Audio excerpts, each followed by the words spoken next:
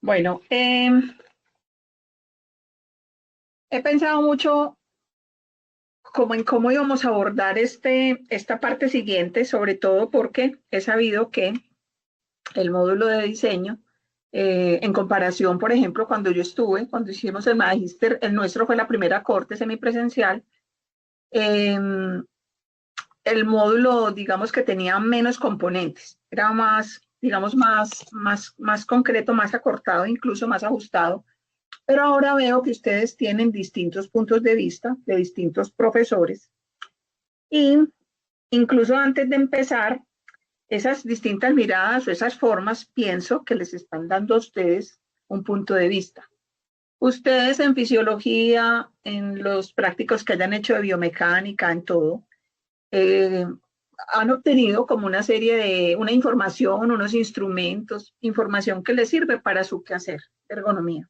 Pero me gustaría, con estas miradas que les han dado los profesores, que me cuenten rápidamente, que lo hagamos como modo de introducir, como esta parte que vamos a hablar nosotros, que me cuenten cómo han, cómo han entendido, cuál les ha llamado la atención, por qué, si es que o todos los puntos de vista no les han parecido distintos y les parecen que tienen una misma esencia. Cuéntenme ustedes. Yo no puedo ver quién está levantando la mano, si alguien me ayuda o si igual pues no somos muchos y también pueden ir tomando la palabra. Ujú. Profesora Sí, adelante. Michelle. Sí, Dale, gracias.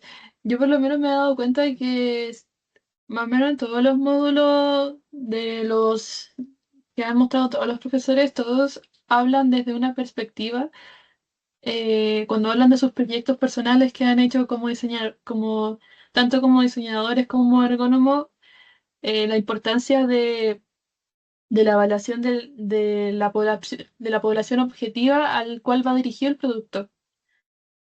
Entonces, eso me llamó bastante la atención durante las clases, donde, porque de forma práctica también los profesores nos explicaban como su relación con la ergonomía y el diseño, eh, en torno como más allá de sus propias vivencias, como también como ellos también tuvieron que estudiar ciertas actividades para poder realizar, para mejorar el diseño de cierta herramienta en cierta actividad. Y también en las clases anteriores también explicaban mucho de cómo también evaluar qué tan efectivo fue el diseño a través de la satisfacción de los propios usuarios. sí. Entonces esa sería la observación que yo haría. Ok, gracias, Michelle.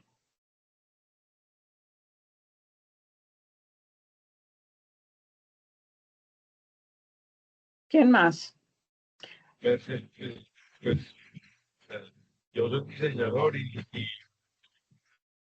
y mucho de lo que hemos visto durante esta época es como un gran resumen, una abstracción como de las dificultades que tiene el diseño, pero muy enfocada a entender la problemática que tiene en particular respecto a una solución que requiere, ¿cierto? Hemos hecho énfasis sobre todo en temas de diseño centrado en el usuario, que creo que es una de las estrategias más exitosas, que realmente tiene que hacer un proceso de indagación de lo problemática y la interacción de sujeto que le está generando ese problema y una respuesta desde el diseño que parte del entendimiento de su usuario. Entonces creo que ese enfoque que le han dado los docentes es que se encuentra en tendencia en este momento mientras el diseño y la economía siga siendo antiocéntrica, pues creo que es la visión más acertada porque resuelve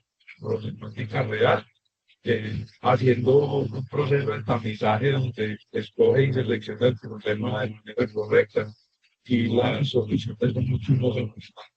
Entonces, a mí me ha gustado personalmente pues, con el enfoque que le han dado. Eh, Creo que la mejor herramienta que hay hoy es el diseño central del usuario, que es la que resuelve más desde el punto de vista de la economía el problema real de diseño. Pues creo que ha sido una apuesta en común todos los profes que hemos tenido aquí, cada uno con su mirada particular, ¿cierto? Profe Cristian, desde la gestión del diseño, de mundos de la psicometría, el profe, el último profe que nos habló específicamente del diseño del manual, pero no ha sido una visión, una amalgama muy completa de diseño y aquí en la puesta que tenemos que hacer. Gracias, Luis.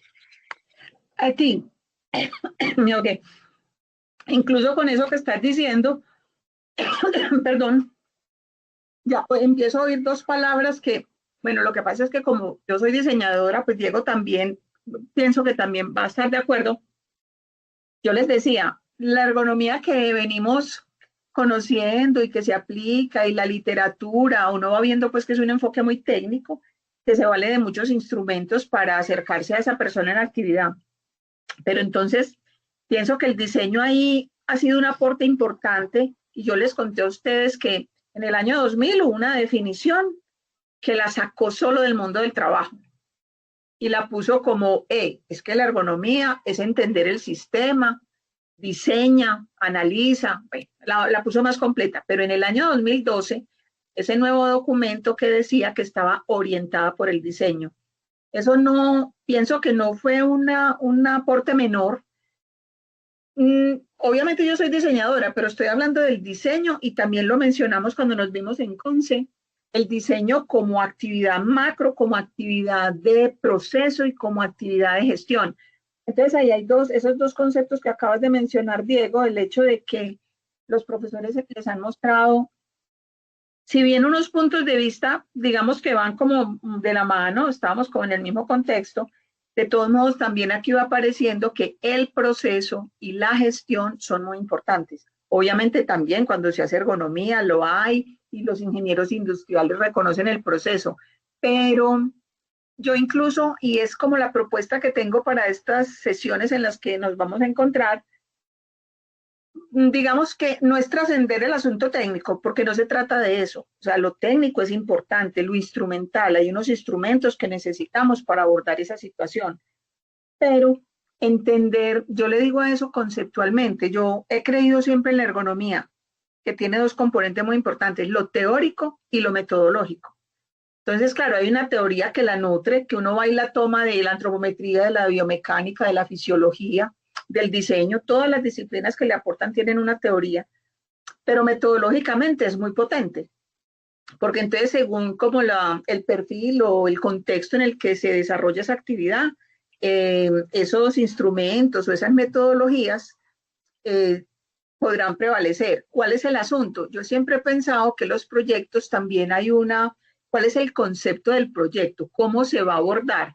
No es lo mismo cuando yo estoy en una planta evaluando una cadena de producción que como ahora con el proyecto que les voy a mostrar.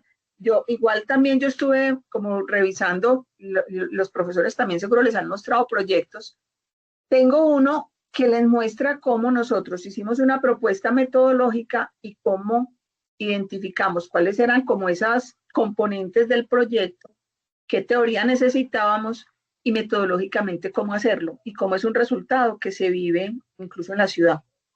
Entonces, porque siento que el diseño, además de eso, o sea, son distintas miradas y a cada disciplina habrá alguno de ustedes. Ahorita yo sé que están, por ejemplo, aprendiendo un software de diseño que les da una idea de qué es lo que pasa cuando uno, o que tiene ahí un recurso para disponer, diseñar como los objetos en esa situación.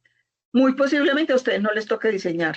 Yo también he pensado que ese ser de mente abierta, esa condición interdisciplinaria de la ergonomía, es lo que también ha hecho que sea valiosa, pero cada uno desde su disciplina aportará de mejor manera.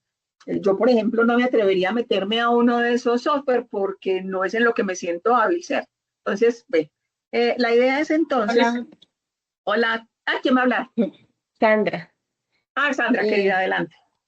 Pues digamos que yo frente a lo que hemos estado viendo, eh, pues sí, digamos que veo la disciplina como súper integradora de otras disciplinas y que cada uno desde su profesión pues puede impregnarle esa fortaleza, lo que usted dice, desde ya desde la parte de ergonomía, que la veo acá como que potencializa el poner al ser humano en el centro y que sobre él es que giren los demás elementos.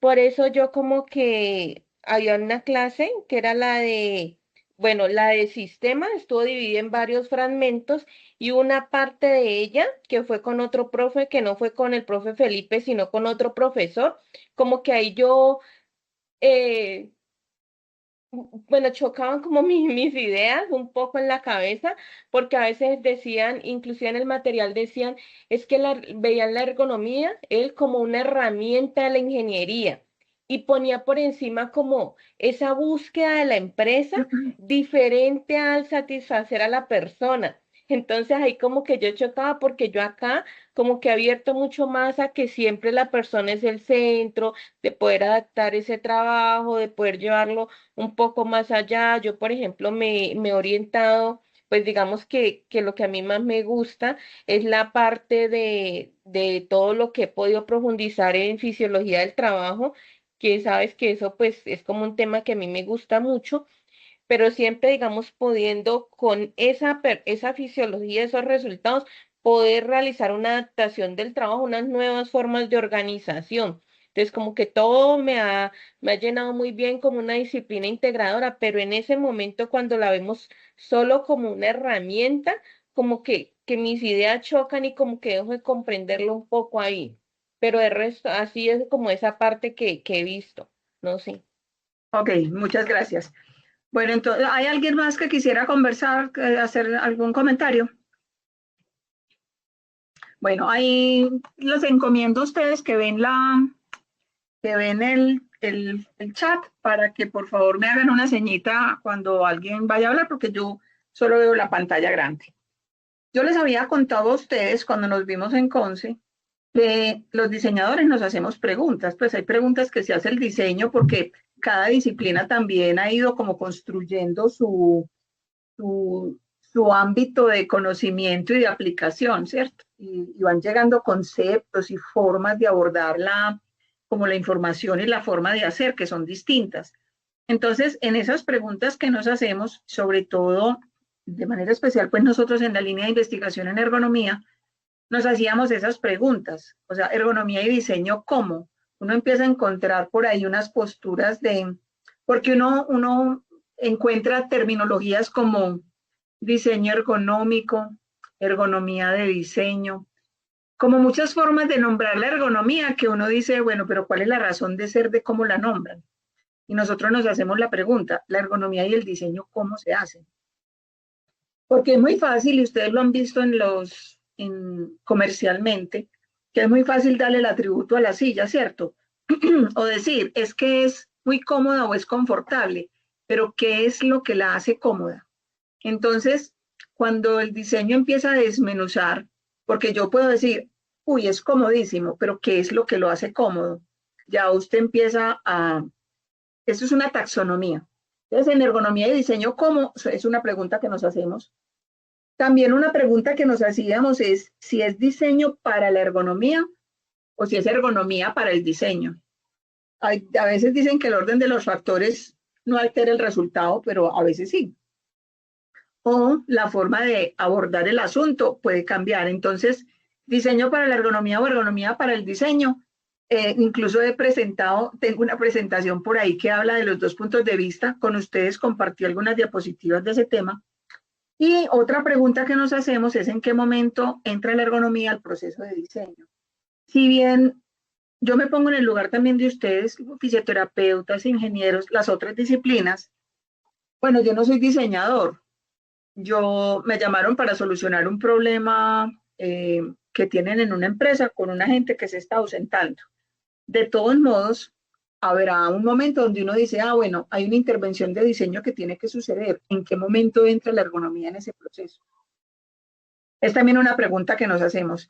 En el marco de esas tres preguntas, por eso tal vez me escuchan hablar así, porque a veces ese orden sí influye y porque desmenuzar esos componentes del sistema, Sandra lo dice, en la medida en que empezó a reconocer ya como sistema y sobre todo esa noción antropocéntrica del ser humano en el centro del proceso, eso es lo que también le hace a uno ganar en la conceptualización del proyecto visto desde la ergonomía. Uno que así rápidamente en estas primeras diapositivas, que hace el diseño, ya lo sabemos porque nosotros desarrollamos productos. Cuando uno, vamos a hablar de producto en términos generales, porque podrían ser objetos de la vida cotidiana, de lo doméstico, del espacio público, empaques. Incluso el empaque es como una mezcla entre el objeto industrial y el objeto gráfico. Los diseñadores también desarrollan imágenes, vestuario, incluso el proyecto arquitectónico, los espacios y los ambientes son sujetos de diseño. O sea, ahí hay un arquitecto que entra y que tiene ya un conocimiento que técnicamente tiene otras complejidades, pero el diseño, visto desde este punto de vista, porque recuerden pues que también se diseñan estrategias y planes y hay otras disciplinas pues que también tienen el diseño en su quehacer. Les había dicho de manera, yo a veces digo que hay unos temas como que van pasando y uno como que los va dejando como por ahí por un lado. Hay un asunto muy importante del diseño y es que define los atributos formales. Cuando yo digo el atributo formal, les recuerdo por allá una listica que vimos cuando estuvimos en Conce. Nosotros definimos la forma, el tamaño, la estructura, la textura, el material y el color. O sea, definir los atributos formales es muy importante. Por eso cuando yo les decía, bueno, ¿qué es lo que hace cómodo un producto? Él no es cómodo per se. Él es cómodo porque el tamaño se adapta al tamaño de mi cuerpo, porque el material me genera una sensación agradable al tacto o cuando me siento o cuando me acuesto, o porque la textura es antideslizante y me permite que no haya un accidente. Entonces, esos atributos formales no son un tema menor. Es una lista que es fundamental, sobre todo porque después, desde la mirada del diseño, yo puedo analizar los objetos de una situación de trabajo. Pensemos que esta es otra cosa. Si hay alguno de ustedes que ha tenido la oportunidad de acercarse a un proyecto, pues Diego, porque es diseñador, pero los otros por sus otras, los que son fisioterapeutas o han tenido la oportunidad de acercarse a un proyecto de ergonomía o a un análisis de ergonómico, donde esté incluido el diseño, rico que nos contaran para saber cómo lo hicieron. Entonces, el diseño define sus atributos formales y los valores de uso. Yo les decía esa vez que los valores de uso son esas condiciones o esas propiedades que tienen los objetos que hacen que Perdón, no sé si nos estás proyectando porque se quedó a modo como display y no está abriendo en pantalla completa. Ve, espérate. Entonces está la primera diapositiva. Ve, no, yo ya pasé a, espérate, espérame.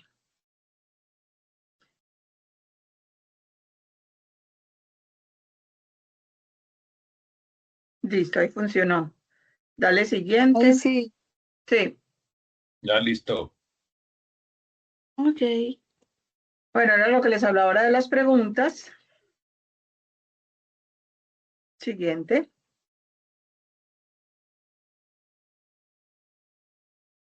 Lo que hablábamos que hace el diseño y la siguiente. Ahorita que les estaba diciendo que no era menor el tema de definir los atributos formales y los valores de uso en las aplicaciones. Por ejemplo, incluso en el diseño, que también tiene eso interesante, pues obvio que la ergonomía y el diseño son procesos paralelos y complementarios y además tienen una característica y es que comparten el mismo sistema. Uno puede hablar en el diseño también del usuario, el producto, el contexto y la actividad, pero hay ocasiones donde el usuario principal no es la persona. Aquí no está la imagen. A veces podría ser, como nos pasó en un proyecto, el huevo, porque había que diseñar un sistema que protegiera los huevos en el transporte, porque se estaban perdiendo muchos huevos en una marca muy reconocida acá. Obviamente, hay unas personas, unos usuarios que que también son parte de ese proceso y también había que tenerlos en cuenta, pero el personaje central del proyecto era el huevo. Entonces, que también ahí hay un asunto interesante con la ergonomía y es que, y con el diseño, que a veces hay varios usuarios y que a veces esos usuarios tienen niveles distintos de relación o de incidencia con la situación que se está analizando. Aquí puse, pues, como solo unos ejemplos para ilustrar, hablando de el diseñador definía los atributos formales de productos como la silla de ruedas que se hizo para Emanuel, que se hizo en la línea de investigación de la universidad con el CES, con el laboratorio en la universidad donde trabaja también Diego. Entonces ahí hay un producto, digamos que industrial, pero entonces cuando uno ve la carta de un avión de información o cuando vi un empaque, también hay una información que fue sujeto de diseño. Y en el tema de los empaques, por ejemplo, que reunimos una serie de adultos mayores porque, que incluso no debiera ser solo porque son adultos mayores, para todo el mundo, la apertura de un empaque a veces plantea dificultad de los productos poco usables, la apertura de un empaque. Entonces ahí también, por ejemplo, cómo el empaque podía seguir siendo el mismo, pero solo la apertura ya cambiaba o podía cambiar la configuración del producto. Y un ejemplo de vestuario, como por ejemplo la lactancia materna, facilita o favorece que entonces cómo puede una madre usar una misma prenda que puede ser para digamos un día, la vida cotidiana, pero que en el momento de la lactancia tenga esa facilidad para ella. Entonces, entender esas características, esas capacidades y limitaciones de los usuarios es lo que también nos ayuda a los diseñadores a definir los atributos formales y los valores de uso. Eso se los digo desde el quehacer del diseño, pero un asunto que nos interesa también es cómo esos asuntos propios del diseño puede quien hace ergonomía aprovecharlos para abordar el proyecto. Cuando yo digo el proyecto, puede ser el análisis de una situación de trabajo o de vida cotidiana, pero me refiero a eso. Siguiente.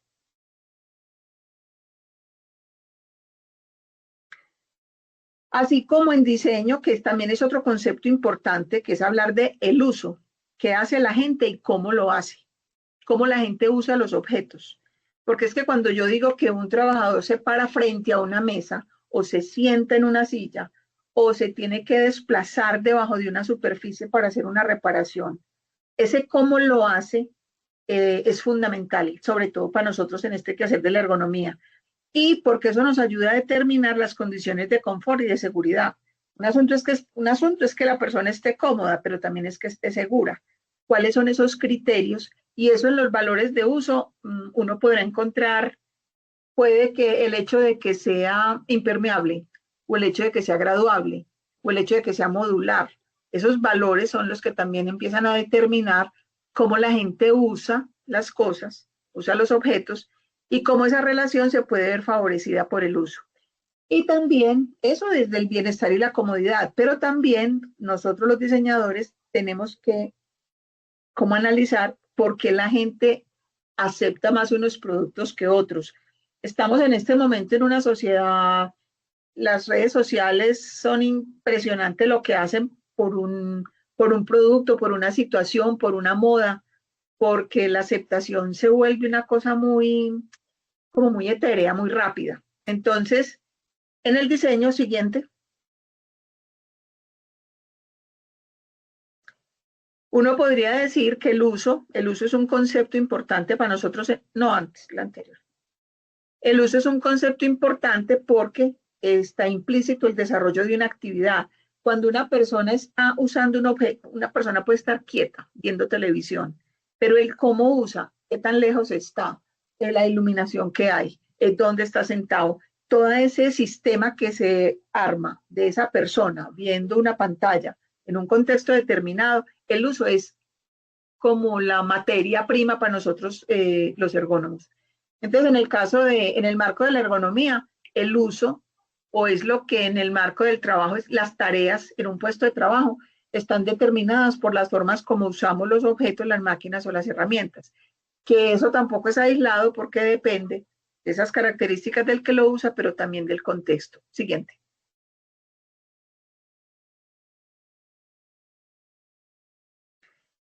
Yo les había enunciado cuando nos vimos en esa pregunta que nos hacemos de ergonomía y diseño cómo, les había dicho que una primera forma que nosotros encontramos desde la mirada del diseño es analizando las características, o sea, cómo es y qué necesita o cómo son los atributos de esos componentes del sistema, de la persona, de los objetos, del entorno y de lo que hace la persona.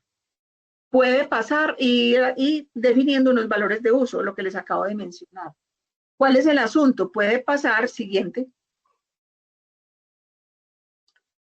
Puede pasar que, claro, como nosotros somos diseñadores, entonces a nosotros nos piden que diseñemos un producto para.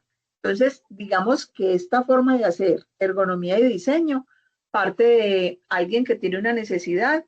Necesito que me diseñen X objeto. Pero también puede pasar, o esta misma forma, analizando las características y los requerimientos de los componentes del sistema o los valores de uso, también en situaciones existentes. En la ergonomía es lo más común es que lo llamen a uno es a resolver un problema. Gente que ya utiliza un puesto de trabajo, unas herramientas, un mobiliario que está planteando problemas. ¿Qué podría uno decir? Esto es un enfoque, el proceso de diseño con condiciones ergonómicas. Ahorita que Sandra habló, o fue Diego, uno de los dos, que hablaron de la gestión o del proceso. El proceso de diseño, muchas veces para nosotros, el proceso es incluso más valioso, el resultado obviamente que tiene que funcionar, pero el proceso es muy valioso, porque ese proceso es el que determina o es el enfoque que tiene la forma de abordar un proyecto. Siguiente. Nosotros, hoy les voy a contar, a partir de esta, no, todavía no lo quites, por favor. Devuélvete, por favor. En la línea de investigación en ergonomía, nosotros dijimos, bueno, y uno entonces, ¿qué mira? El asunto en las metodologías, cuando uno aborda una metodología o cuando uno se encuentra una metodología X, las metodologías tienen una característica y es que tienen que tener unos componentes o unos motivos del análisis, pero también un cómo hacerlo. Entonces, aquí en este caso, esto es para un producto que nos pidieron que no existía, no lo había. Pero hoy vamos a hablar de ese proyecto de manera especial y qué nos encontramos en el camino, pero yo espero que en esos, el enfoque, por ejemplo, de este primer proyecto, ustedes han estado trabajando en diseño centrado en el usuario. Hay varios enfoques, el diseño para todos, el diseño universal. Empiezan a hacer enfoques de diseño, formas de abordar el proyecto. A mí me cuestiona, por ejemplo, porque el diseño centrado en el usuario, ustedes saben que es una norma ISO, la 14.000 y algo, y que tiene unos cuadros y unos esquemas que uno tiene que cumplir, pero sigue siendo muy general. No le da a usted como una herramienta como pulpita que usted diga, ¿y yo cómo lo hago? ¿Cierto? Es un enfoque que es una manera como amplia de abordar el proceso, pero uno necesita cómo lo hacemos. Yo espero que hoy miremos este ejemplo de este proyecto, la próxima clase miremos otro enfoque de diseño que no hemos revisado. Hay dos que ojalá podamos alcanzar a revisar, que es el diseño para la empatía y el enfoque del DI, que es el enfoque de la discapacidad, la equidad y la inclusión. El diseño para la empatía incluso no es nada nuevo, son enfoques de diseño que se usan hace mucho tiempo, pero digamos que en nuestro medio no era tan común. Entonces, en esta propuesta metodológica que propusimos en la línea de investigación, dijimos, bueno, ¿qué es lo que podemos analizar si vamos a mirar el diseño con una mirada desde la ergonomía, sabiendo que las dos funcionan como un sistema y que tienen los mismos elementos? Entonces, habrá que mirar el usuario, el producto, el contexto y digamos que la actividad. ¿Qué se le mira al usuario? Uno diría, por ejemplo, Sandra, que es más cercana y su interés es el tema de fisiología. Yo creo que eso depende mucho también de la disciplina del que llamen a abordar el proyecto. Cuando hay médicos o personas de la salud, se van más por el lado de fisiología. No es porque no, sino que es como la mirada más inmediata que tienen por nuestros campos de conocimiento. Obviamente que yo no la saco como diseñadora, yo no saco la fisiología, pero yo lo miro de otra manera. De hecho, yo no soy capaz de mirar solo allá, yo lo miro primero de manera sistémica. Miren que, por ejemplo, el usuario, uno diría, no, pues es que hay una información general. El género, la edad, el estrato socioeconómico, el nivel de estudios, si vive solo o acompañado. Alguna vez en un proyecto que hicimos de colchones, las preguntas que hacíamos, la caracterización de ese formulario, casi que fue abordando las preguntas, unas tenían que ver con el usuario y sus hábitos para dormir, otras tenían que ver con el producto y todo lo relacionado con el colchón y los objetos para dormir. Y en el contexto, obviamente, la habitación. Entonces, en la medida en que uno también empiece a organizar el proyecto o la mirada del análisis ergonómico, con estas, digamos, con esta taxonomía también le ayuda a uno como abordarlo de una manera más organizada y más completa. Entonces, claro, una información general. Con los estudiantes nosotros hablábamos, es que ¿qué es un ser humano? Pues siendo muy escueto. Forma, medida, movimiento y comportamiento. Es que yo del ser humano en una situación X, yo puedo analizar qué forma tiene. Es que yo estoy diseñando unos zapatos.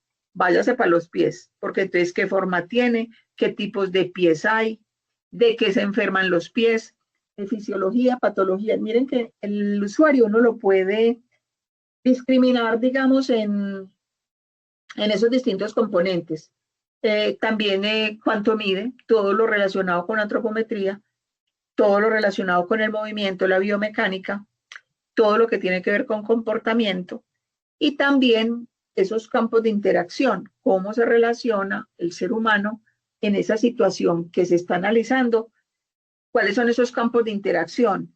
Habrá unos proyectos donde la visión o el tacto o la audición sean fundamentales, o que uno necesite o que uno observe que cuando están usando o están en esa situación de trabajo, haya varias modalidades sensoriales que se ven impactadas. Entonces miren que del usuario, ahí hay una serie de componentes. Yo les voy a mostrar aquí y con un proyecto que hicimos y más adelante ya en las últimas diapositivas, cómo este mismo esquema, aunque yo no vaya a diseñar un objeto, puedo analizar una situación a partir de este esquema. Siguiente. Sí, pero es que entonces yo qué miro del producto. Yo ya se los había mencionado, cuáles son esos atributos formales, porque yo puedo hacer unas listas de chequeo, revisando qué forma tiene, cuánto mide, de qué material está hecho, si hay simetría, cómo es la textura, si vienen varias versiones, distintos colores. Digamos que eso es lo básico del producto. Pero nosotros los diseñadores también clasificamos los objetos por unos criterios que tienen que ver primero con lo funcional operativo, cómo funciona, qué hay que hacer para que la persona lo opere, como lo operativo, qué es lo que tiene que hacer, cuáles son los asuntos técnicos de ese producto. Voy a dar un ejemplo que puede sonar tonto. Pues es que si la rueda no es redonda, no rueda. O sea, hay unos atributos del producto que deberían ser obvios, pero que a veces, claro, tiene forma redondeada, pero es que tiene una textura que hace que se frene. Entonces ahí viene un criterio de lo técnico que no está funcionando. Entonces también en el producto, como ustedes verán, en la segunda columna, en la columna de la derecha, hay unos criterios funcionales operativos, unos criterios estético-comunicativos que tienen que ver con la apariencia, con la estética, muy desde la percepción. Uno diría, bueno, pero es que yo no soy diseñador y no sé de eso. Hay unos criterios que hay unas listas de chequeo que le ayudan a uno a discriminar estos criterios que tienen que ver con el diseño. Otros que tienen que ver con lo tecnoproductivo, porque cómo está fabricado, cómo son los puntos de unión. También hay unos criterios que tienen que ver con lo histórico-político. Hay unos objetos que posiblemente las versiones anteriores funcionaran mejor que la versión que está utilizando ahora el trabajador. O unos criterios que tienen que ver con lo económico. porque a lo mejor, y se junta con lo tecnoproductivo, que hay unos temas económicos que no hacen viable que uno pueda cambiar un sistema o un puesto de trabajo. Entonces, miren, que ahí empieza uno como a ver de manera detallada. Vamos en el producto, pasemos al contexto siguiente. Aquí, por ejemplo, uno podría mirar desde dos puntos de vista una situación. Una tiene que ver, que es la más común para nosotros como desde la ergonomía, que tiene que ver con esas condiciones ambientales de iluminación, temperatura, ruido, pero también hay otros aspectos que tienen que ver con lo cultural. Y muchas veces eso cultural determina la forma como las personas hacen o su trabajo, por ejemplo. Entonces, esos aspectos culturales, nosotros los diseñadores podemos analizar si la situación que estamos analizando está en un contexto laboral, en el medio, en el mundo del trabajo. Ah, pero es que no es en el mundo del trabajo, sino en el mundo del ocio, en el mundo de lo lúdico. Eso tiene otras condiciones, ¿cierto? Hay unas, por ejemplo, los parques, digan ustedes en Chile, por ejemplo, para que me ubiquen. Aquí, por ejemplo, bueno, Disney, no se me ocurre porque en Chile no conozco un parque. El Parque Explora para nosotros acá, por ejemplo, en Maloca, en Bogotá, son parques que empiezan a ser, que hacen que la gente interactúe con ellos. El contexto se vuelve como un aprendizaje, estar allá. Ese contexto lúdico para que las personas aprendan es una forma muy especial de acercarse a una situación de uso. Entonces, cuando uno habla del contexto, habla desde esas condiciones que reconocemos los ergónomos, pues del ambiente, de las condiciones del ambiente, pero también desde lo cultural. Y también, por último, siguiente, hay unos asuntos que están como en el marco de la persona, el producto y el contexto que tienen que ver con la legislación, la normativa, el ritmo de la actividad, la frecuencia, los horarios, los factores de riesgo, que tienen que ver como que abarca. Entonces, nosotros, ¿qué dijimos en esa metodología de la línea de investigación? Que fuera para diseñar un producto nuevo o para analizar una situación ya existente, el hecho de caracterizar el sistema teniendo en cuenta estos componentes ya nos da una información muy valiosa. Hemos hecho el ejercicio con calzado laboral, con colchones y almohadas. Incluso más adelante les mostraré, con los estudiantes hacíamos el ejercicio personas con Parkinson. Cómo analizaba uno el tema de comer. Para las personas con Parkinson empieza a plantear un problema que les quita autonomía e independencia. Cómo analizando un usuario en una situación así específica podíamos aplicar estas unidades temáticas, caracterizar esa situación y de ahí sacábamos información. Entonces, en esa metodología, que aquí es donde yo les decía, la ergonomía le da a uno muchos instrumentos como para evaluar una situación. El diseño, yo siento que le da a uno más, además de teoría, le da también como estas formas de acercarse al proyecto. El siguiente. Así como hay unas unidades temáticas, lo que mencionaron ahorita de la gestión y el proceso, hay unas etapas de ese proceso. ¿Yo qué hago con toda esa información? Entonces, digamos que eso lo hemos caracterizado en 5 fases. En esa primera fase, que la llamamos la fase de información, pienso que casi los ergónomos, pienso que ese es como el quiz del asunto, es fundamental. Toda esa información que llega, como cuando, ¿se acuerdan cuando uno estaba en la universidad y que de pronto tenía un libro así gordo de información y yo qué hago con eso? Para nosotros es fundamental esa información, porque ahí es donde se documenta, se hace la lectura del usuario, la lectura del producto, la lectura del contexto. Ya lo vamos a ver aplicado en el proyecto. Con eso se hace un diagnóstico y uno puede conceptualizar para dónde es que va a coger el proyecto. Para nosotros los diseñadores, una segunda fase es de formalización. Toda esa información que yo tengo, lo tengo que volver propuesta de diseño, se tiene que volver unos bocetos, se tiene que volver unas alternativas. Esta es buena por esto y esto. Esta es buena, uno empieza a tener varias alternativas. Debe tener varias alternativas. Después de tener esas propuestas de diseño, pasa a una tercera fase donde tiene que hacer prototipos y modelados, porque esos prototipos pueden ser de baja fidelidad, que no son pues en el mismo material, pero que permiten que varios usuarios prueben antes de que el producto ya sea definitivo. Después de eso, pasar a unas pruebas funcionales, a una fase 4, que ya definitivamente hay distintos usuarios, ya es un prototipo de mucha calidad, que dice si definitivamente ese es el producto.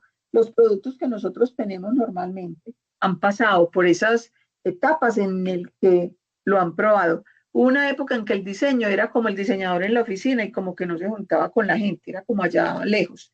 Ya hoy en día no, hoy en día la experiencia de diseño que usted se encuentra, por ejemplo, la moda es muy con eso, va muy cercana a eso, porque sale y hace lectura del contexto. ¿Qué está pasando en la calle? ¿Qué usa la gente? ¿Qué características tienen esos usuarios? La moda en eso de marcar tendencias, de ver qué está pasando, tiene unos ejercicios muy valiosos. Y un último momento que es cuando se hace el detalle, la planimetría, cuando ya uno dice, lo logramos. Sin embargo, esos procesos tienen que tener una retroalimentación en el que los usuarios, el diseñador, vuelva a preguntar qué pasó con eso. Entonces, digamos que este es un proceso. Ahí, por ejemplo, nosotros ya nos respondimos esa pregunta. ¿Cuándo entra la ergonomía en el proceso de diseño? Tiene que entrar desde el principio, desde la primera fase, porque cuando se hace la caracterización del sistema, ya está haciendo algo del quehacer de la ergonomía. Yo les conté, no estoy segura si les conté, esa vez que fueron a unos estudiantes para que les ayudara con su trabajo de grado de ingeniería de diseño. Era un mobiliario para vivienda de interés social. Y después de conversar mucho rato, de ver la propuesta y analizar pues como la situación, yo empecé a hacerles unos comentarios y entonces ellos me decían, pero es que la propuesta es para el lunes, era viernes. Como ellos fueron como si la ergonomía fuera a llegar al proyecto porque hablaron conmigo el viernes y le ponían unos toques coquetos al proyecto para que el lunes lo entregaran. No funciona así. La ergonomía tiene que entrar para el diseño desde la primera fase. Entonces, digamos que aquí hay este es como el marco del asunto. ¿Algún comentario para que pasemos entonces a ver el proyecto? Díganme si estoy con alguien o si estoy. Sí, sí, aquí estamos, profe. Están vivos. Estamos vivos todavía. Unos más vivos que otros, pero ahí vamos. Mercedes, sí. A mí me gusta mucho este último gráfico que pones, porque yo no sé por qué se ha vuelto una tendencia que cree que todo el mundo, por conocer herramientas de design thinking, es diseñador. El pensamiento de diseño tiene esta estructura y tiene esta estructura definida desde finales de los 60, ¿cierto? Y se volvió una marca y creo que hicieron una simplificación de lo que hace el diseñador en una organización, ¿cierto? Y aquí me gusta mucho porque mira que retoma como la estructura del pensamiento de diseño, que se ha ido modificando, pero mira que aquí al fondo en la fase 5 están hablando de planimetría, informes técnicos, y en el design thinking lo mete y lo sincroniza en la segunda fase. Entonces me parece muy interesante esta última gráfica. Yo siempre he disfrutado mucho esa capacidad de síntesis que tienes para describir como la interacción, y si ustedes se dan cuenta, lo que está diciendo Mercedes es lo que nos han vendido como ergonomía todo el tiempo, ¿cierto? Esa estructura de la ergonomía y el diseño son muy parecidas. Entonces me parece muy bacano como ver esa visión. Yo creo que esta es la primera clase que participó tanto, Mercedes. Ay, bueno, gracias. Bueno, y ahí hay una cosa, aquí pues porque hay que ser sucintos, como dicen. Pero yo he tenido la oportunidad y con los gráficos que he compartido con distintos grupos, hay un ciclo, el proceso de diseño, a veces, para mí una palabra es tan importante, lo que yo les decía, ergonomía para el diseño, diseño para la ergonomía. Solo ese cambiecito cuenta. Aquí en el proceso de diseño, ustedes lo están viendo como un proceso lineal, como quien dice que arranca en un punto y sigue derecho hasta la fase 5. Aquí, por ejemplo, ya hemos tenido la experiencia del proceso de manera circular. Es que este proceso, ustedes ven unos rectángulos, digamos, rectangulares que van hacia, pero uno tiene que devolverse. Son procesos que son cíclicos y es lo mismo que pasa en la ergonomía. Usted va, analiza, da unas recomendaciones, a ver qué compras, pues, compre las cositas que uno dijo y usted tiene que volver a mirar. Entonces, aunque aquí ustedes vean, por eso esa flecha abajo tiene dos sentidos, porque igual quiere como decir eso, que uno se va y se devuelve. Se los voy a mostrar con el proyecto y a partir de la experiencia del proyecto se van a dar cuenta cómo se van cumpliendo esas fases. Siguiente.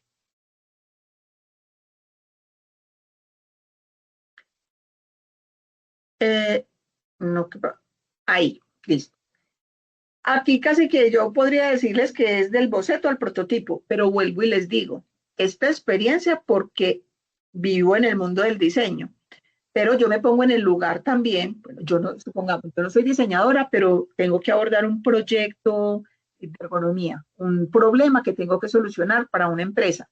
Es también como desde esta mirada, nosotros, por ejemplo, en diseño hablamos del boceto al prototipo, desde el dibujito en la servilleta. Es muy común que a la gente le digan o tiene un amigo arquitecto y están en un restaurante, ves que yo quiero arreglar la cocina, pero no, vení, decime acá. Las mamás son expertas en pedir consejo en servilleta o en dar ideas así.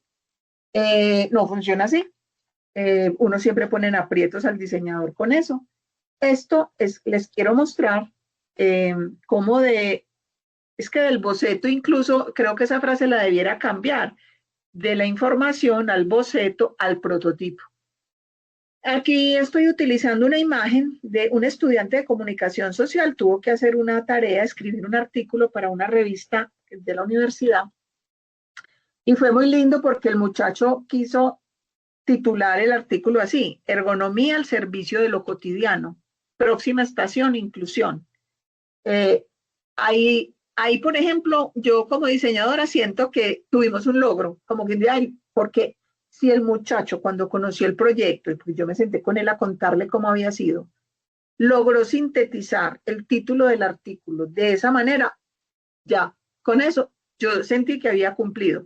Lo que pasa es que ese proyecto tuvo que cumplir con otra gente, ¿cierto? Es una propuesta de mobiliario de un apoyo isquiático para las estaciones del metro de Medellín. Entonces, quise ilustrar con esa portada de revista porque ahí es cuando uno dice, bueno, ¿cómo logro yo cuando a mí me piden hacer una intervención ergonómica? ¿Cuál es el logro, cierto? Que la gente no se ausente. Que la gente está trabajando más animada y hay mejores resultados. ¿Cuál es ese logro, cierto? Quise ilustrar con eso. Siguiente.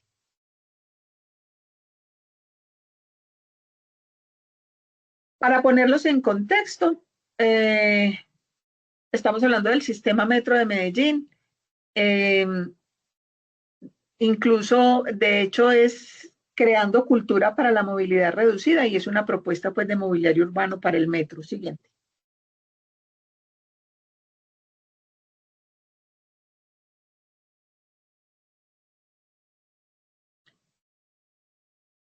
El siguiente no es que esté en cámara lenta, sino que ahora sí. Para ponerlos en contexto, Medellín está ubicada en el Valle de Aburrá. Tenemos montaña, tenemos un río que pasa por la mitad del río Medellín y montaña al lado y lado, que es montaña habitada. Entonces, o sea, y uno en la foto no lo ve como uno dice, no, pero eso pues son montañas muy, muy pronunciadas que se han ido llenando de vivienda, sobre todo en la ladera oriental y en la ladera occidental. Es impresionante lo que ha crecido la ciudad. Es una ciudad muy quebrada y la gente vive, pues les digo que subir, hay unas partes donde hay que subir que el metro de Medellín logró un acceso importante. Siguiente. ahí hay una forma como de que ilustrarles cómo es Medellín.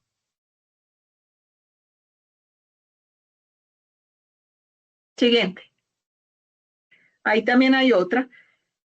El sistema metro, pues además de que tiene unos trenes, unos vagones como los metros del mundo y también pues como otros, tiene unos sistemas integrados de transporte, digamos de unos bucecitos que te llevan de los barrios a las estaciones del metro, pero también tenemos un sistema de Metro Plus, que son como unos buses articulados,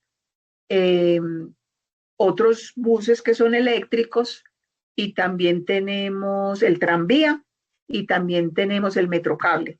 Entonces, el sistema ha crecido de una manera impresionante y ya llega pues a unas partes que nunca pensamos que pudiéramos tener acceso.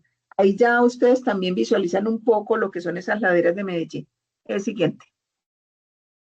Esto es con doble intención para que se antojen de venir.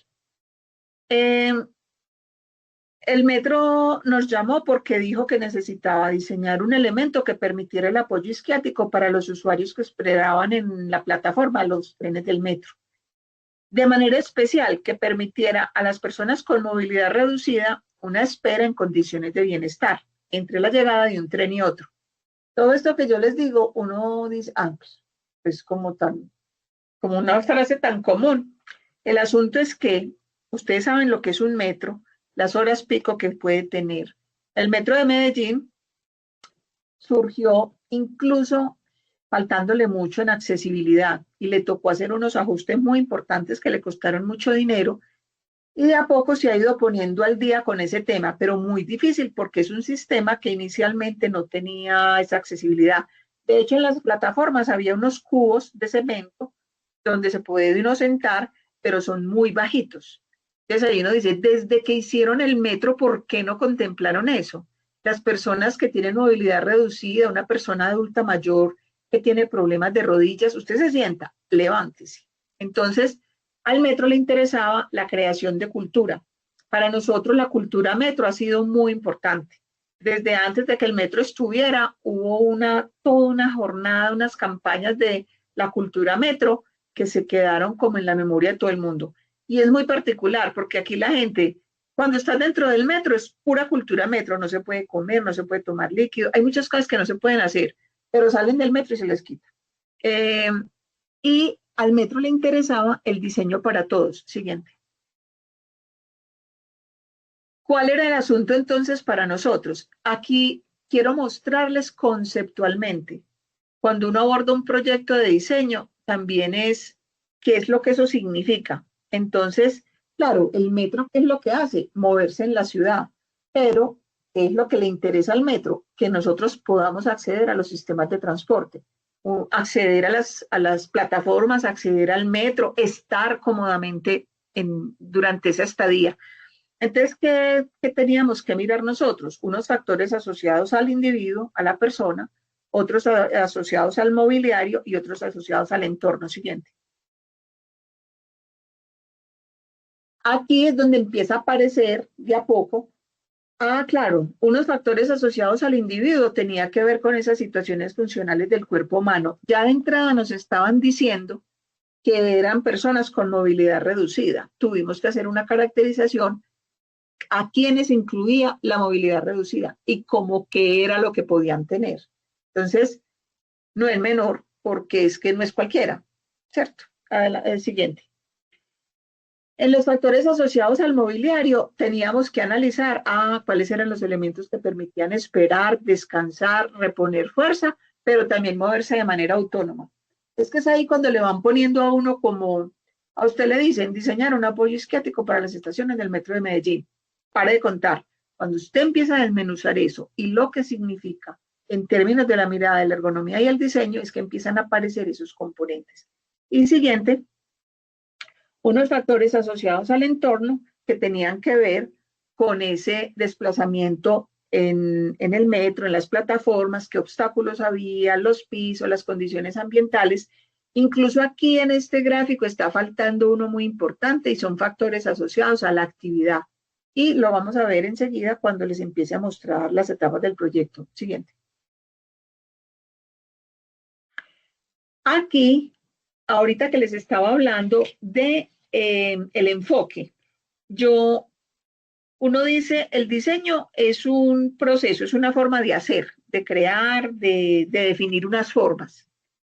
Pero es que hay varios enfoques de diseño. Ese enfoque es la manera como yo abordo ese proceso. Una manera es esa de diseño centrado en el usuario que ustedes ya han revisado. Esta, por ejemplo, del diseño para todos, es otro enfoque de diseño. Hay algunos que son muy detallados, aunque no tanto, no todos, que muestran cómo se hace. Otros lo dejan tan amplio como la hizo de diseño centrado en el usuario, que solamente te dice, vaya y revise qué necesita el usuario, vuelva y lo mira, pero te lo plantea de una manera muy general. Entonces, aquí lo que les quería mostrar era que para nosotros, para el proyecto, tuvimos el interés de que el enfoque fuera el diseño para todos. Y partimos, ¿cuáles eran esos elementos? El Metro de Medellín, la movilidad reducida, el mobiliario urbano, la UPB, que fue a quien le encargaron, que era un proyecto de transferencia y lo más importante, crear cultura. Porque es que a nosotros nos pudieron haber dicho, mire el objeto, pero ahí el metro pues era muy importante porque cómo iba a ser también para crear cultura con este elemento. Era como darle la importancia, la relevancia al proyecto. Aquí, no, sí, dale, siguiente. Miren que aquí, esta es otra forma un poquito más detallada, no como el cuadro que les mostré ahora, ese esquema, el usuario, el producto y el contexto, que incluso cuando le presentamos al metro el primer acercamiento, dale siguiente. En ese primer acercamiento les mostramos esto y les dijimos, mire, nosotros cuando abordemos el proyecto, ¿qué vamos a mirar del usuario? ¿Qué consideraciones del producto? Aquí está un poco pues general, pero ahí es cuando uno le va mostrando, en este caso al cliente, cuál era el enfoque que iba a tener, que íbamos a también a hacer unos antecedentes, a revisar qué había en la legislación, íbamos a hacer un estado del arte de los apoyos isquiáticos. En el mundo esos se usan y son muy reconocidos. Ese objeto para nosotros no era parte del mobiliario urbano. Entonces había que hacer un estado del arte. Todo eso empezaba como a engordar esa primera fase de información. Siguiente. Entonces aquí, ahorita que se los mostré como un esquema general, aquí en esa primera fase, que fue de documentación y lectura del contexto, después pasamos a una de formalización, pienso que ya podemos empezar a mirarlas y nos vamos dando cuenta. Siguiente. Miren que, por ejemplo, en la primera fase, que incluso era más robusta en cantidad de horas, porque había un trabajo que se podía hacer en la oficina revisando internet, pero también había que ir a hacer trabajo de campo. También fue una oportunidad muy buena para los estudiantes porque nos permitió reconocer instrumentos para recolectar la información. Aquí viene un tema que vi que ya está revisado en uno de estos componentes de diseño de la asignatura, que es la usabilidad. Claro, la usabilidad tiene por allá eficiencia, satisfacción, tiene como unos componentes, pero es que cuando te dicen, pero ¿y usabilidad cómo se hace? Por ahí me encontré un documento donde hice una recopilación de instrumentos para ver qué tan usable es un producto, porque hay unos métodos de indagación, las encuestas, de hecho, muchas alternativas y muchos instrumentos que ya nosotros reconocemos de la investigación etnográfica se vuelven parte o instrumentos de la usabilidad. Porque entonces yo lo que estoy viendo es que hay un montón de información, pero cuando ya le van a decir a uno, pero ¿cómo se hace? Yo no veo la respuesta tan clara. Entonces aquí, por ejemplo, en esta fase de información, lo primero que fuimos a revisar es qué era personas con movilidad reducida, porque eso nos podía poner unas personas que incluía, pero otras que no eran consideradas, para que no se nos fuera a quedar nadie por fuera. Entonces, el hecho de que fueran personas que usaban ayudas técnicas, una mujer en embarazo, sobre todo en el último trimestre, los adultos mayores, tener una discapacidad física o cognitiva, tener limitación de la movilidad. hacía que fuera de movilidad reducida. Uno ya aquí ve una sola diapositiva, pero cuando uno está revisando la información, por ejemplo, hay un manual de discapacidad que es un documento muy potente, que de todos modos uno tiene que revisar a la luz de la legislación y de lo que se conoce, digamos, en el mundo del tema, porque uno tampoco se puede poner a inventar, no puede ser así como tan escueto de decir, sí, movilidad reducida es esto. Hay mucha documentación ya que normaliza una situación, ¿cierto? Entonces hay un manual de discapacidad en el que también teníamos que mirar. Siguiente. Esto era todo de la fase 1 que tenía que ver con el usuario. Los hábitos en plataforma. Había que ir a observar en horas frías, en horas pico, por la noche, por la mañana. Aquí, como les digo, era una oportunidad muy buena porque con los estudiantes se volvía un ejercicio investigativo para ellos y teníamos que generar instrumentos para poder recolectar la información. Sí, porque a mí los muchachos llegaban con un montón de fotos, pero esas fotos tenían que tener un sentido. O si iban a hacer unas encuestas, las preguntas de la encuesta. Es muy común también, por ejemplo, en el pregrado que los muchachos llegaban, me ayuda con una encuesta, y entonces uno se sentaba pues a llenarle, a responderle las preguntas. Y era una hoja blanca con 2 preguntitas y ellos eran como escribiendo. Hasta incluso para nosotros en el quehacer de la ergonomía, la planeación de esos instrumentos es fundamental por no repetir, para que sí sean preguntas consistentes y que realmente le den a una información. No sobra decirlo, aunque ya sabemos pues que todos ustedes tienen mucha cancha.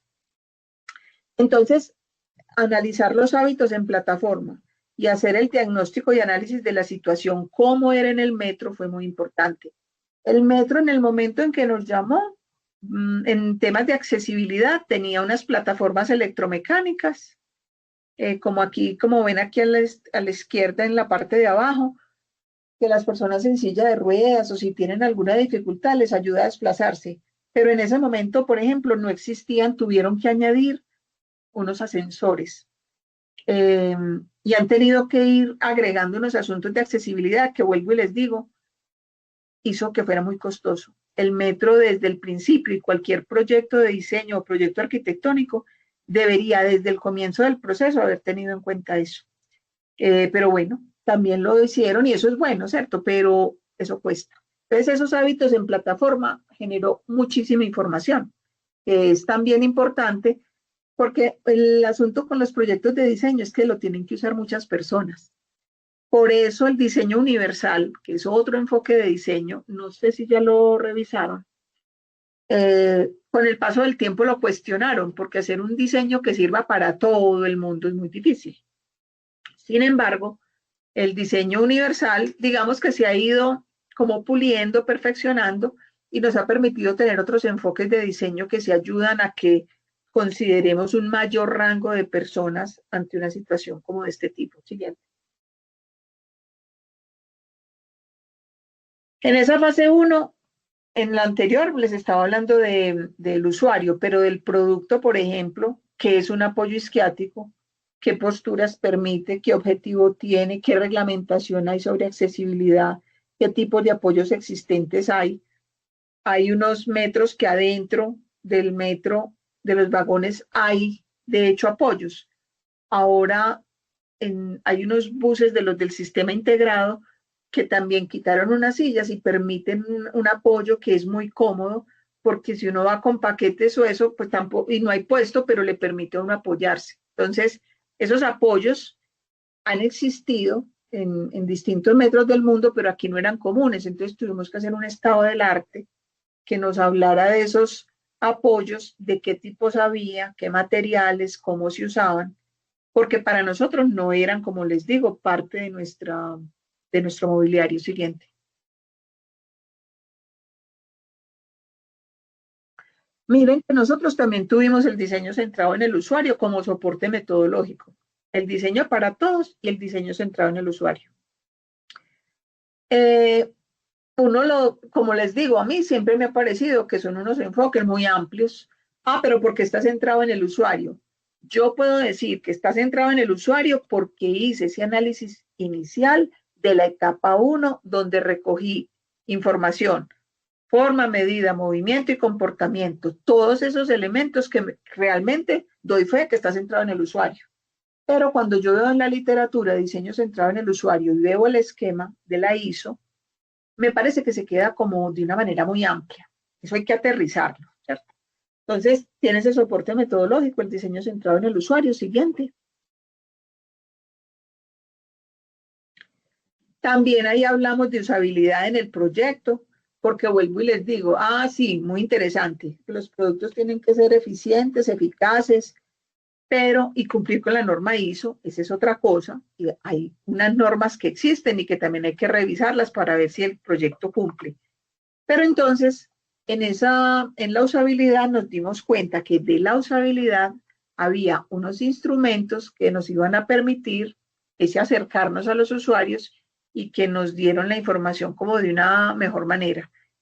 Toda esa información de la fase 1 nos permitió definir requerimientos. En el diseño de productos, definir un requerimiento es decir, entonces tiene que tener o tiene que ser así, así, así, así. Tiene que tener unos requerimientos desde lo funcional, desde lo estético, desde la producción. Definir los requerimientos es hacer una lista con la que usted se compromete como diseñador a que el objeto, por esa situación, entonces debe ser de esa manera. Siguiente. En la fase de formalización, cuando íbamos a empezar a hacer las propuestas, los primeros bocetos, apareció lo que nadie pensó que fuera a ser un problema. Pero sí es un problema en el diseño, les voy a decir por qué. Porque el tema de la estandarización es muy complejo versus la variabilidad de las personas. Como somos tan diversos, en términos antropométricos, entonces aquí se nos planteó con qué medidas lo vamos a hacer. Colombia tiene unas tablas demasiado viejas, del 95. Entonces, primero que todo, ¿cuáles eran las variables antropométricas que se necesitaban para el proyecto? Porque así fueron los primeros bocetos, había que ir pensando, bueno, cuando le vamos a poner las medidas a esos bocetos, ¿de dónde partimos? Resulta que en población laboral colombiana lo que aparece es altura, cresta ilíaca media y entre 20 y 59 años.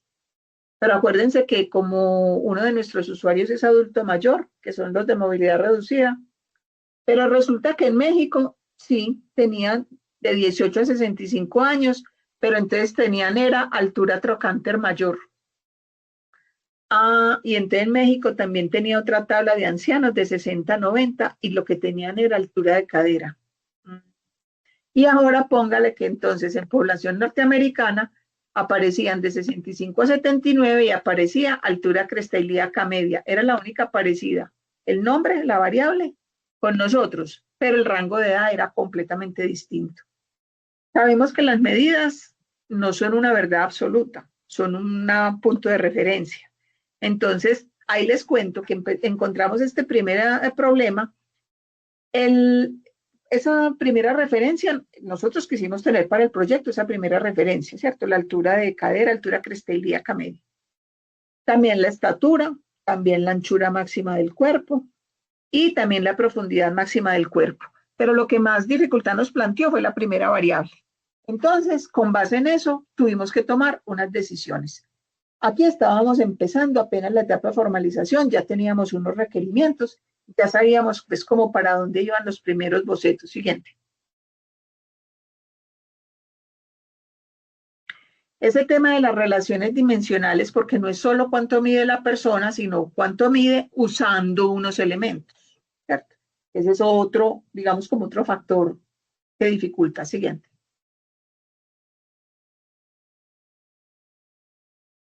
Pues tan simple como que los primeros bocetos empezaron a tener como esta forma, ¿cierto?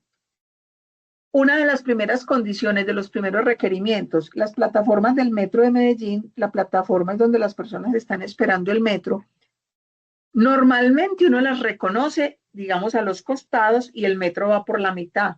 Pues resulta que nosotros, y seguramente ustedes también, el metro hay unas partes donde va es por los lados y la plataforma de espera es en la mitad. Entonces, eso significaba que no teníamos siempre pared para anclar los apoyos, que es lo más común que uno ve. Desde entrada, una condición del proyecto tenía que estar anclado a piso. Entonces, ahí también le empiezan a poner a uno como restricciones. Siguiente. Yo porque les muestro dos bocetos extremos. El primer boceto, pues que es a mano como el de la servilleta, y después ya vienen las primeras modelaciones, ¿cierto? Esas primeras modelaciones, digamos, en unos programas que entonces le permitían ver la forma que se anclaba a piso. Miren ahí, por ejemplo, que fueran autoportantes, que eso es un criterio, por ejemplo, de diseño en términos de producción. Pero acuérdense que como fluye tanta gente, eso hay que anclarlo a piso de todos modos, porque no se puede, pues eso favorece un accidente si no se ancla a piso.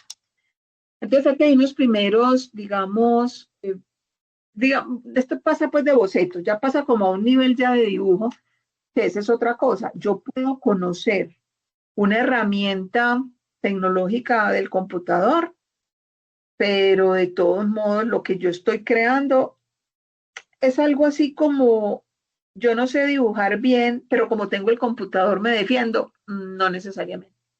Uno tiene que tener mucha información para poder llegar a a este nivel como de detalle del proyecto. Entonces aquí ya hay un segundo paso, los dos de arriba, y luego ya vinieron los de abajo, que ya se estaban acercando a lo que iba a ser siguiente. Esta es la etapa de formalización, cuando se empieza a darle forma a esas primeras ideas. Luego viene la fase 3, la materialización, que es la etapa de modelación y prototipado. Siguiente. En esa parte de modelación o prototipado, hubo unos primeros prototipos que se llaman de baja fidelidad. Si ustedes miran aquí arriba, pues es una tubería con soldadura, nada pulido, pero lo más importante era que por lo menos permitiera, ya que soportara peso. Este de arriba a la derecha, por ejemplo, aunque ustedes lo vean como tan básico, permitía subir y bajar, o sea que nos permitía graduar la altura. Siguiente. Esas etapas, uno pues aquí pasa en 3 diapositivas, pero cada etapa va trayendo su dificultad porque el taller no interpretó, porque no se hizo, porque no soporta, porque no aguantó. Entonces, esa modelación y prototipado nos llevó a hacer un primer prototipo en plataforma que se pudiera poner. Se puso un 23 de diciembre. Y ese primer prototipo dejamos que la gente lo usara. Siguiente, yo creo que sigue ahí. Dejamos que la gente lo usara sin decirle cómo se usaba. La primera persona que lo usó fue una mamá con un bebé en los brazos. A mí me dio una felicidad porque era un objeto que era nuevo. Todo el mundo tuvo que ver, porque si aquí están montando acá, era 23 de diciembre, había mucha gente, pero cumplió su objetivo. Porque no les dije una cosa, que las personas con movilidad reducida, lo pidió el metro, pero también para las personas de talla baja, porque por esos días había salido una legislación que pedía que las personas de talla baja fueran tenidas en cuenta para este mobiliario. Y miren lo que pasó. Nosotros dijimos, bueno, nosotros necesitamos que quepan 3 personas en esta parte más alta y la otra parte que es más bajita, considerando las personas de talla baja. Pues imagínense, miren lo que pasó, se flejó el material, no aguantó. Y también nos dimos cuenta, eso es un asunto cultural, yo no quiero estar con 3 personas y que quedemos así pegados uno con otro. Uno no, hay una cosa de, acuérdense, la ampolla espacial personal, tampoco se le puede dar tanto espacio a la gente, pero el contacto con alguien que yo no conozco no gusta. Entonces, finalmente, y nos hemos dado cuenta que la dimensión es para 2 personas. Y además se flejó. Ahí los ingenieros, porque esto fue un proyecto interdisciplinario, los ingenieros tuvieron que revisar con esas fórmulas que ellos revisan y hacer unos ajustes en el cambio de material, en el diámetro de la tubería. Porque solo con un prototipo, miren lo que pasó. Eso es muy valioso y por eso son esas pruebas de la fase 4 de evaluación. Porque yo hago el prototipo, pero tengo que ponerlo en evaluación. Fue también una oportunidad para que los estudiantes le preguntaran a las personas cómo se sentían y cómo percibían este elemento, que es algo a lo que nos vamos a acercar con lo de los modelos de empatía, porque la ergonomía siempre busca información cuantitativa. Es muy importante porque, digamos, que da una información muy valiosa y es, digamos, que más fidedigna. No sé si lo estaré diciendo bien así, pero es en la medida en que uno tiene información cuantitativa, uno puede como controlar el proceso. Pero es que resulta que hay una información cualitativa de percepción de los usuarios.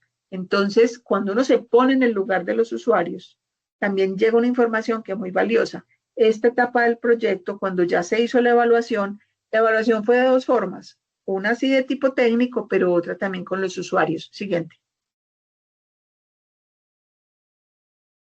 Miren que en esa evaluación, cuando nosotros habíamos hecho las pruebas funcionales y operativas en este primer prototipo de baja fidelidad, pasaron niños por ahí, una persona justamente con movilidad reducida, pudimos entender cómo las personas entendían, cómo era la comprensión del uso de ese apoyo, pudimos ver qué posturas adoptaban y hacer la verificación dimensional. Después de haber revisado mucho lo de las tablas, nosotros le pusimos una dimensión a este prototipo. No pasó la prueba, hubo que bajarle un poquito de altura. Cuando se hizo el prototipo para la plataforma, también nos dimos cuenta que todavía había que bajarle un poco más. Entonces, hubo una evaluación desde lo técnico, pero también desde la relación con las personas.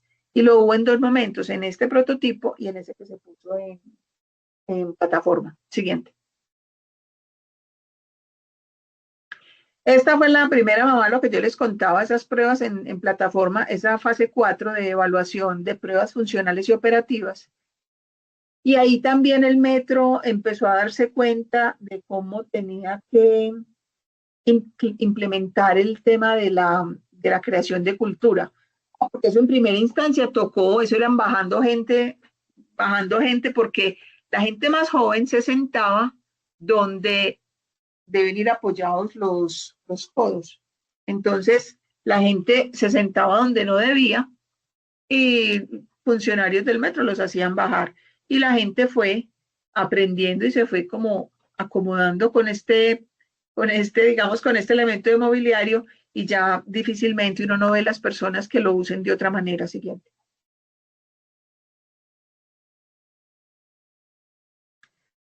Ya en esa última fase, cuando hablamos de diseño de detalle, planimetría e informe de diseño, obviamente le entregamos al metro, siempre trabajamos con un taller que pensamos que fue con el que sabíamos que ese proceso fue pasando de mejor manera y ya se les entregaron los planos definitivos y el informe de diseño para que el metro ya pudiera mandar a hacer.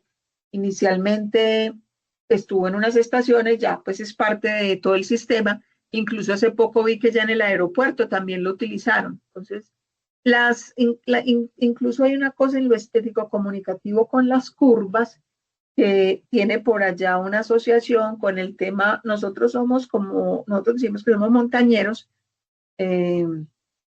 somos la cultura paisa, que es la cultura montañera, y el tema de las montañas es muy recurrente, incluso está en el logo del metro y está aquí en esas curvas de Eso es un asunto estético comunicativo que incluso uno pensaría que no está como tan visible, pero hay personas para las que sí. Siguiente.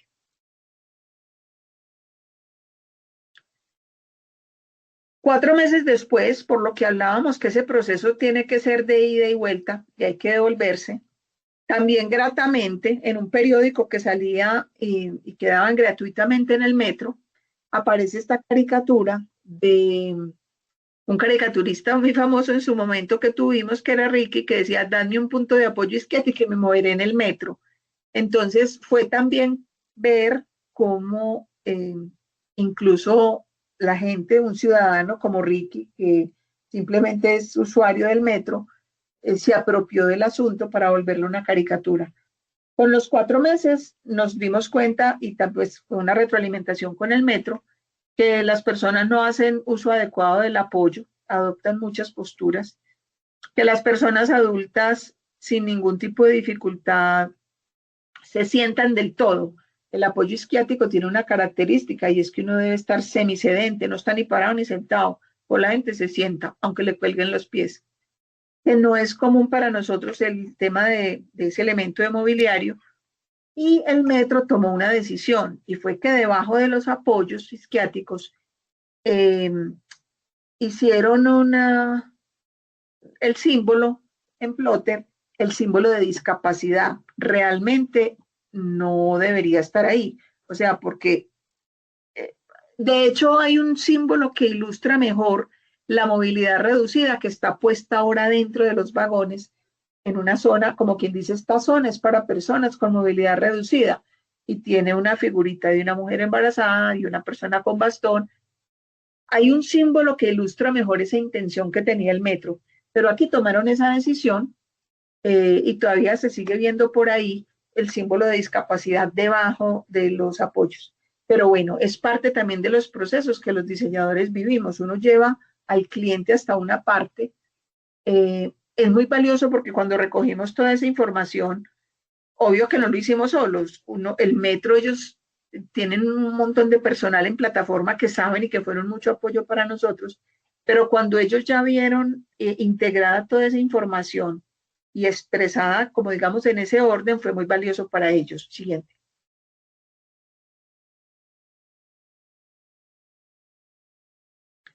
Bueno, que posteriormente el metro trabajó en el diseño de la campaña para mejorar el uso, lo que les había mencionado. Y bueno, y que se volvió parte pues de la cultura y sobre todo de el proyecto de inclusión que quiso hacer el metro, que si bien llegó después de llevar unos años de funcionamiento, el metro puede decirse que ha procurado que ese tema de accesibilidad realmente se logre. Siguiente. Entonces, miren, no sé por qué esta se repitió. Siguiente. Ese proyecto que les acabo de contar era el diseño de un objeto, porque fue un requerimiento específico. Entonces, esa metodología que nosotros propusimos, que tenía unas unidades temáticas, el usuario, el producto, el contexto y la actividad, y tenía unas etapas, ese proyecto también puede pasar para situaciones que no hay que diseñar, solo que hay que hacer análisis. Esta lo cuento rápidamente, no solo es para ilustrar. Hicimos un análisis de colchones y almohadas de una marca muy reconocida aquí que produce colchones de espuma. Entonces, es muy común que las empresas de mobiliario o de este tipo de productos quieran el sello de ergonómico. Entonces, ¿cuál es la dificultad? Que cuando uno dice ergonómico, ¿ergonómico para quién? Hicimos todo el proceso. Esto es un mapa, un esquema. Cuando hicimos las unidades temáticas y las variables del proyecto, para nosotros empezar el proyecto, hacemos el ejercicio de decir qué es lo que yo necesito saber de el usuario que usa colchones. Claro, entonces de la forma, la anatomía del sistema musculoesquelético, patologías asociadas a la postura, la regulación de la temperatura, los aspectos dermatológicos, la fisiología y la patología del sueño. Cada proyecto va trayendo unos asuntos distintos de forma, medida, movimiento y comportamiento. Esto solo enuncia esas unidades temáticas sin necesidad de que fuéramos a diseñar, pero casi que se vuelve, yo lo expreso como la tabla de contenido del proyecto. Si yo voy a analizar o voy a diseñar, yo puedo volver esto tabla de contenido y es lo que voy a encontrar en el informe, porque eso significa que nosotros tuvimos en cuenta todos estos componentes para tener información, para poder tomar la decisión de qué tan ergonómicos eran esos productos. Fue muy difícil, porque entonces, claro, ellos querían decir que sus productos eran ergonómicos. Una de las características, unos cuadros de información muy, muy valiosa después para la empresa, donde el hecho de tener distintas referencias de colchones decía que la marca cumplía con condiciones ergonómicas, pero yo no le podía decir el colchón Emperador era ergonómico, porque era ergonómico para esa persona, pero puede que para otra no. Entonces el hecho de que tengan distintas densidades de espuma, el hecho de que el material con que están forrados los colchones respiren de manera distinta, unos más gruesos, otros más respirable, a nosotros nos preguntaban, ¿cuál es la mejor almohada cuando terminamos el proyecto? Tener varias. La gente en ergonomía espera una verdad absoluta. Este proyecto, por ejemplo, fue otra forma de acercarnos a hacer ergonomía y diseño, porque ahí es donde viene el tema del confort. A usted le venden un producto y le ponen confort, confortable, pero confortable ¿para quién? ¿Qué hace el grande si no cabe? Si el chiquito no alcanza, si al gordo se le hunde. Entonces, este es un ejemplo, un esquema. Ustedes podrán observarlo con mejor detalle después, pero miren que aquí entonces, ¿qué íbamos a analizar, a caracterizar el sistema? ¿Qué íbamos a mirar de las almohadas? Porque también nos tocó hacer un estado del arte con la empresa y con otras. Sobre todo porque cuando hicimos las pruebas, tuvimos que comparar los productos de esta empresa con los de la competencia. Y el diseño de las pruebas fue todo un reto de ese proceso. También teníamos que analizar, por ejemplo, digamos de lo marco, las zonas de presión, el confort térmico, las prácticas de uso de los colchones. Este proyecto fue tan bueno que la línea de cultura material, otro compañero mío investigador que lee la cultura material, fue a ver qué era lo que pasaba hoy en día en la habitación, porque es que ya el colchón ya no es solo una cama para dormir, sino que ya la cama se volvió, no sé cómo pasará, por ejemplo, en Chile, ya la gente se hace visita en la pieza, en la habitación, ve televisión, se acuesta con las mascotas. Empezaron a aparecer una serie de hábitos de uso de la cama y con los estudiantes de cultura material se generaron unas tendencias que eran oportunidad para la empresa para que hiciera nuevos productos. Por ejemplo, la cama servida, la cama tendida. Ya ustedes ven que, por ejemplo, comprar el juego el tendido de la cama, el forro de las almohadas, ya es coordinado, o sea, la cama vestida. Empezaron a salir unas tendencias desde lo cultural importantes. Mientras tanto, nosotros estábamos analizando esos otros asuntos del contacto físico con el colchón. Entonces, ese proceso fue muy valioso porque nos permitió también reconocer como otros asuntos de percepción de uso del colchón. Siguiente. Otro ejemplo, aquí yo tenía unos productos de una empresa para analizar. Aquí fue un reto. Esto es mujer, gestación y trabajo. ¿Qué es lo que le pasa a una mujer durante el embarazo y cómo eso en su puesto de trabajo, qué plantea? Entonces aquí, por ejemplo, están las unidades temáticas, qué de la mujer embarazada, qué del producto y qué del contexto y qué de esa actividad debíamos revisar para analizar ese puesto de trabajo de una mujer embarazada. Porque recuerden que el tercer trimestre plantea dificultades por el peso, por la movilidad, y son personas que entonces tienen que seguir usando sus mismos objetos de todo el tiempo normal de la vida, pero con esta diámetro abdominal que ya no cabe, pero entonces yo tampoco le puedo poner la carga a compras de que tiene que comprar algún escritorio especial para ella. Pero cuando yo analizo esa situación, caracterizando esas capacidades y limitaciones en este caso, la mujer en gestación, esos objetos de apoyo, porque ahí uno puede hacer también un estado del arte. ¿Y qué es lo que pasa con el contexto? También cómo me da insumos para hacer ese proceso. ¿Qué he ido yo pensando en estos días? es que uno va pensando cómo ha ido como evolucionando, cambiando la ergonomía. Definitivamente, toda esa primera etapa de información, no voy a decir que es la más valiosa, pero las otras también, porque igual los trabajadores o las personas tienen que usar esos productos, pero es que este es tan potente, me parece que el quiz del asunto, como la potencia del proyecto, sobre todo la mirada del diseño para la ergonomía, está en esta caracterización del sistema. Siguiente.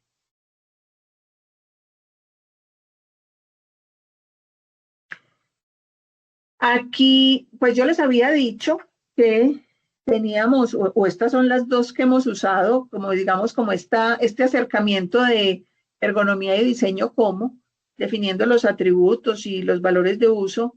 Esa es la primera. Siguiente.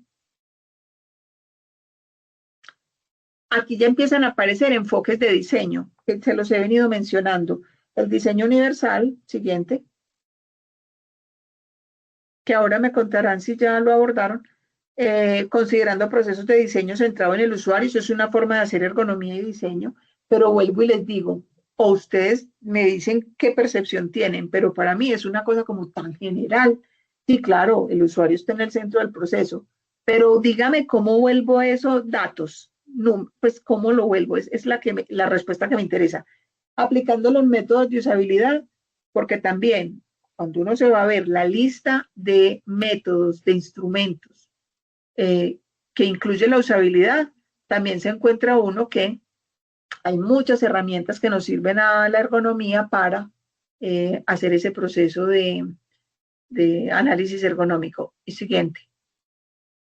Y lo que me interesa que podamos revisar, porque sé pues que ya han mirado estos de diseño centrado en el usuario, tocaron lo de usabilidad, es aplicando el diseño para la empatía, que el diseño para la empatía, incluso miren que conceptualmente es como yo me pongo en los zapatos del otro.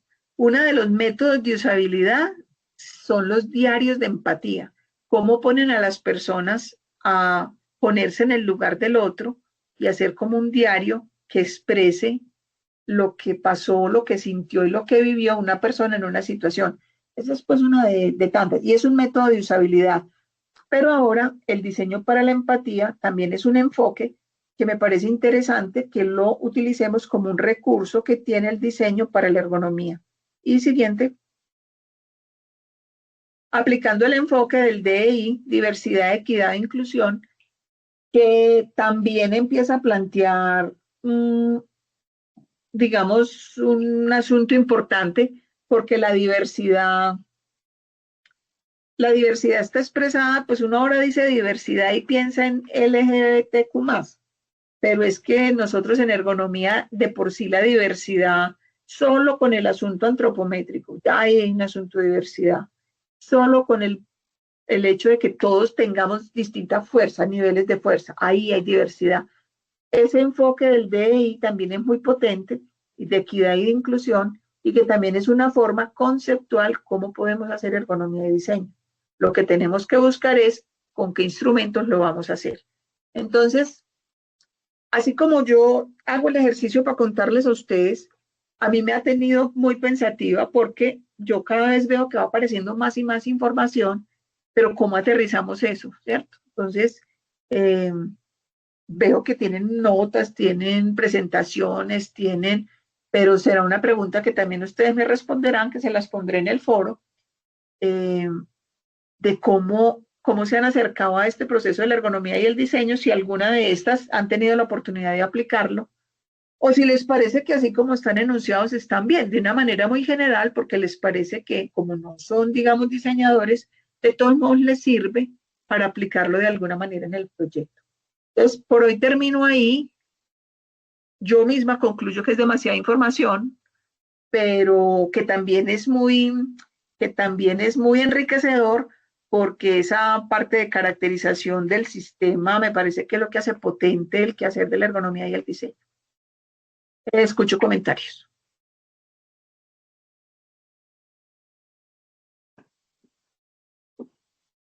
A esta hora se durmieron ya. Aquí estamos todavía, Mercy.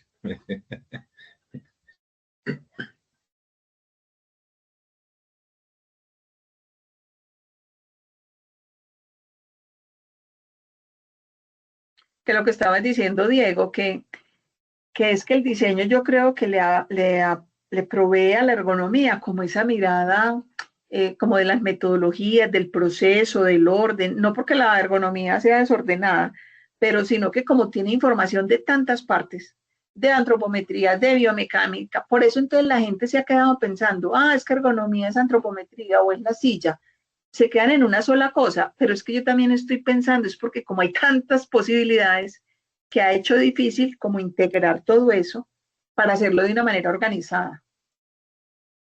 Es como el reto.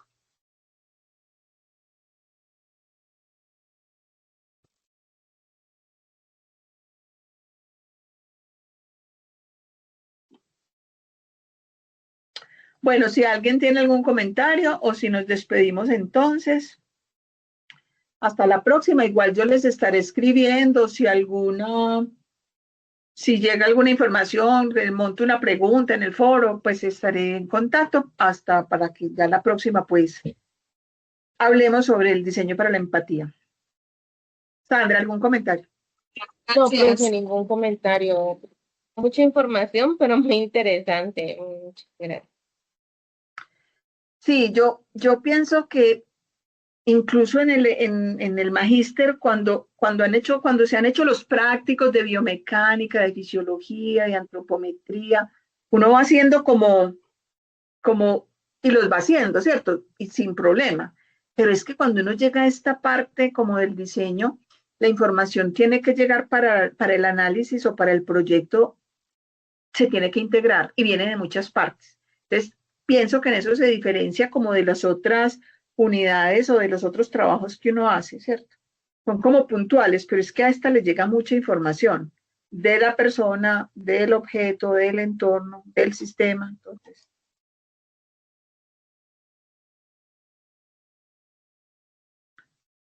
bueno, entonces, siendo así, igual también si algún comentario o recomendación me contarán, ustedes tienen mi correo y estoy atenta. Gracias, Merce, estuvo muy completico. Muy interesante. Muchas gracias, profe. Listo, con gusto. Sandra, te escribo un mensajito. Yo creo que tengo tu teléfono. Te escribo enseguida un mensajito. Listo, Ya lo te voy a escribo. escribir. Bueno, chao. Que tengan Bueno, buena muchas noche. gracias, Merce. Buenas noches. Gracias, Buenas compañeros. noches. Hasta luego. Buenas noches. Chao.